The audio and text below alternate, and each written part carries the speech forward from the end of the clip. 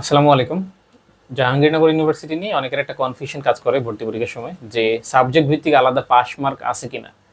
না, জাহাঙ্গীরনগরে সাবজেক্ট ভিত্তিক আলাদা কোনো পাস মার্ক নাই, বাট কন্ডিশন আছে। যে তুমি যদি আইআইটি পেতে চাও তাহলে তোমাকে 50% আর 60% মার্ক ম্যাথে পাইতে হবে, কিংবা তুমি যদি কেমিস্ট্রি পাইতে চাও তাহলে 60% মার্ক কেমিস্ট্রি অংশে তোমাকে পাইতে হবে এই ইউনিটে। অনুরূপভাবে ডি ইউনিটও এরকম কিছু কন্ডিশন আছে, মানে যেটা আসলে এক্সামের সাবজেক্ট ওয়াইজ কিছু মার্ক পাইতে হয়।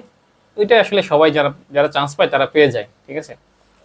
তো সমস্যাটা হচ্ছে যে বাংলা ইংরেজি নিয়ে আবার অনেকে কনফিউশন কাজ করে যে ভাই বাংলা ইংরেজি নাকি পাশ করতে হয় আলাদা করে, তিনটার মধ্যে নাকি দুইটা হইতে হয়, এরকম অনেকের কনফিউশন কাজ করে, যেটা আসলে এগুলো কোনো সত্যতা নাই। বাংলা ইংরেজিতে কোনো আলাদা পাস নাই। বাংলা ইংরেজিকে যদি নাও দাগায়, সে যদি ওভারঅল চান্স পাওয়ার মতো মার্ক ক্যারি করতে পারে বাকি সাবজেক্ট দাগিয়ে, তাহলে তার চান্স হয়ে যাবে, ঠিক আছে। কাজে ওইটা নিয়ে টেনশন করার দরকার নেই। তোমরা গ্রুপ সাবজেক্ট খুব ভালো মতো পড়ো, এবং ওভারঅল মার্ক ভালো করতে গেলে তোমাকে গ্রুপ সাবজেক্টে অনেক ভালো প্রিপারেশন নিতে হবে, এ ইউনিট বলো ডি ইউনিট বলো, সে জায়গাগুলোতে। তো তোমরা আসলে এই কনফিউশনটা তোমাদের একটা আছে। আরেকটা হচ্ছে অনেকে